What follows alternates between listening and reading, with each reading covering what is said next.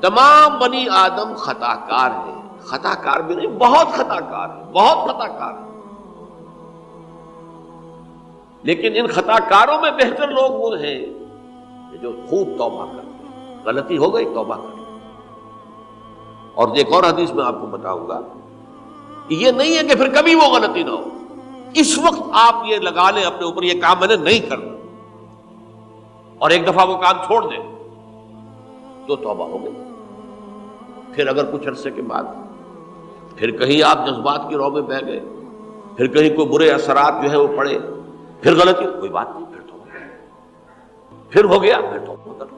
تواب اسی لیے کہا بار بار بار بار بار بار توبہ کرو۔ تو کل بنی آدم خطاؤون و خیر الخطائین التوابون۔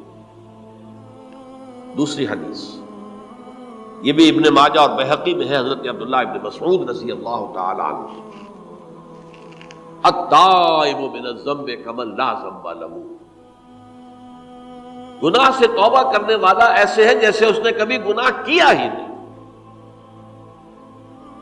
دھل جاتی ہے، تختی دھل گئی، بچے نے تختی لکھی تھی اس کو دھو دیا، ختم ہو گئی۔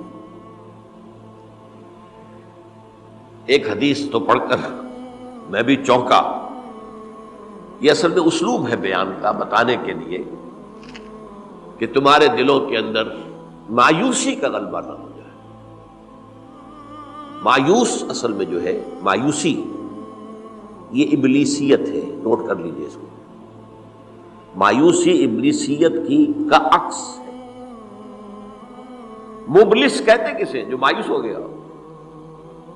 ابلیس سب سے بڑھ کر مایوس جو ہے وہ ابلیس ہے، اسے معلوم میرا چھٹکارا تو نہیں ہے، لہذا میں جتنوں کو اپنے ساتھ لے کر جہنم میں جھونک دوں یہی میری کمائی ہے، میں نے تو بچنا نہیں۔ تو ابلیس کہتی ہے اس کو جو انتہائی مایوس، مبلس، جو رحمت خدا بندی سے مایوس ہو چکا۔ اب اس کو دور کرنے کے لیے حدیث سنیے، اور یہ حدیث مسلم شریف کی ہے، صحیحین کے اندر، حضرت ابو ہریرہ سے۔ حضور فرماتے ہیں والذی نفسی بیدہ،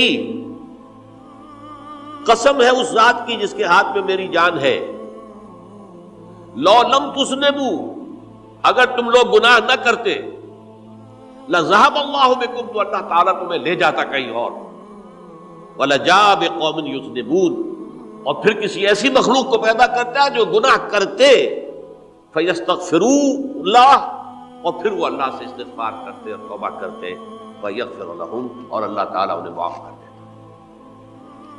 اسی سے ملتی جلتی ایک حدیث ہے، یہ امام احمد اور امام بہقی لائے ہیں، اور اس کے راوی حضرت علی ہے رضی اللہ تعالی عنہ۔ ان اللہ یحب العبد المؤمن المفتن التواب، ان اللہ یحب، اللہ تعالی محبت کرتا ہے اپنے اس بندے سے، العبد المؤمن، جو مومن ہو۔ اس کی ایک اور بڑی پیاری حدیث آئے گی، المفتن التواب، جو بہت فتنوں میں مبتلا ہو جاتا ہو اور پھر بہت توبہ کرتا ہو،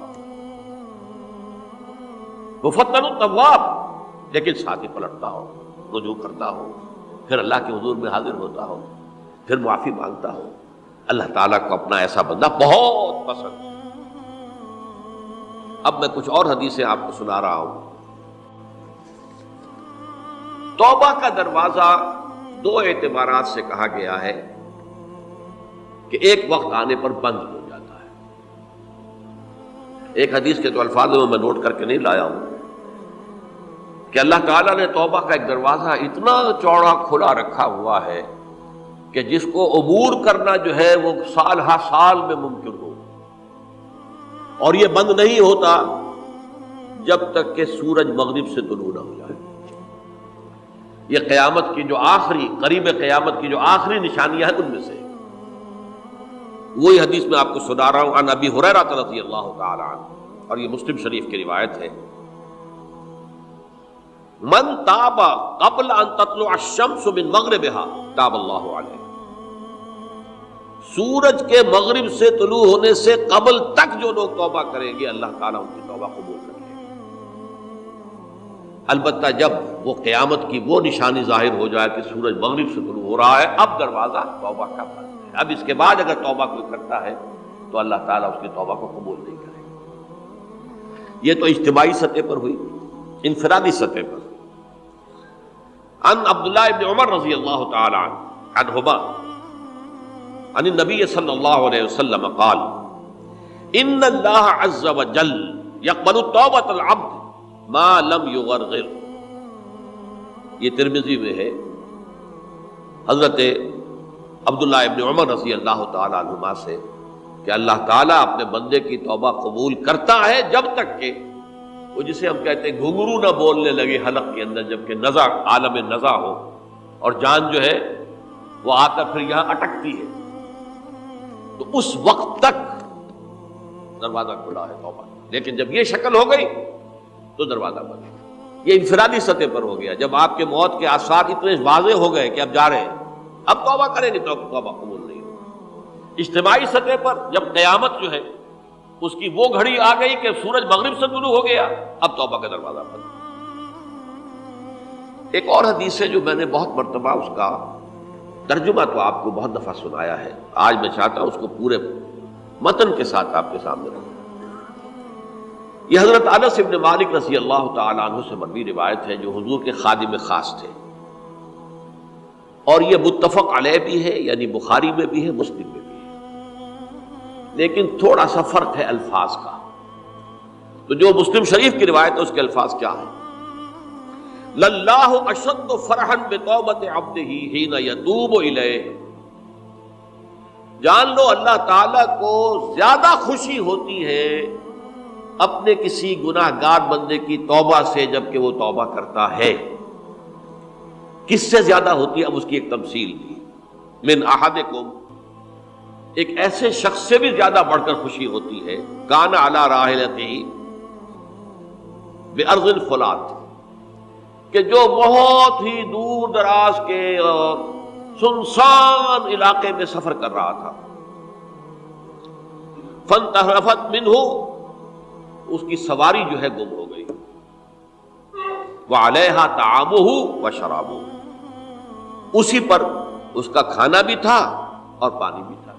اونٹنی پر سفر کر رہا تھا، اسی پر ہوتا ہے راحلہ جو ہے راستے کا سامان. اچانک کہیں بیٹھا ہے تھوڑی دیر کے لیے سستانے کے لیے، کہیں اونگ آ گئی اور اونٹنی صاحبہ غائب ہو گئی. اب آنکھ کھلی اور اس نے دیکھا. فَأَيَّسَ مِنْهَا، تلاش کر کے مایوس ہو گیا، کہیں اونٹنی کا سراغ نہیں. اب ظاہر بات ہے کسی صحرا میں یہ کیفیت، اس کا مطلب کیا ہے؟ یقینی موت. فَأَتَى شَجَرَةً فَاسْتَجَعَ فِي ظِلِّهَا وَقَدْ أَيَسَ مِنْ رَاحِلَتِهِ، تو وہ ایک درخت کے نیچے اس کے سائے میں آ کے لیٹ گیا، گویا کہ موت کی امید. فَبَيْنَهُمَا وَهُوَ كَذَلِكَ إِذْ هُوَ بِهَا قَائِمَةٌ عِندَهُ، اس کی کہیں دوبارہ آنکھ لگی ہے، جو کھولا تو دیکھتا ہے اونٹنی تو موجود ہے، کھڑی ہے. تو وہ فوراً اس کی وہ جو رسی ہے وہ پکڑتا ہے. فَأَخَذَ بِخِتَامِهَا ثُمَّ قَالَ مِن شِدَّةِ الْفَرْقِ، اب جو اسے مسرت ہوئی اس کا آپ اندازہ کر سکتے ہیں. ایک یقینی موت کا معاملہ آ چکا تھا اور اچانک اللہ تعالیٰ نے وہ کھوئی ہوئی اونٹنی جو ہے وہ واپس دلا دی. تو وہ کہنا تو یہ چاہتا تھا اللہ تو میرا رب ہے، میں تیرا بندہ ہوں، لیکن جسے ہم کہتے ہیں کہ خوشی کی انتہا فرط مسرت میں ایسی زبان لڑکھڑائی، اس نے کہا اللہم انت عبدی وانا ربک، اے اللہ تو میرا بندہ ہے، میں تیرا رب ہوں. یہ کہنا ہے. تو یہ کیا ہے؟ فرط مسرت جسے آپ کہیں، خوشی کی انتہا، کہ جس میں انسان جو ہے اتنی بڑی خطا کر بیٹھتا ہے. اللہ کو اپنے کسی گناہ گار بندے کی توبہ سے اس سے بھی زیادہ خوشی. ہمارا چینل سبسکرائب کرنا اور نوٹیفیکیشن بیل آن کرنا نہ بھولیے گا تاکہ ہمارا رابطہ برقرار رہے.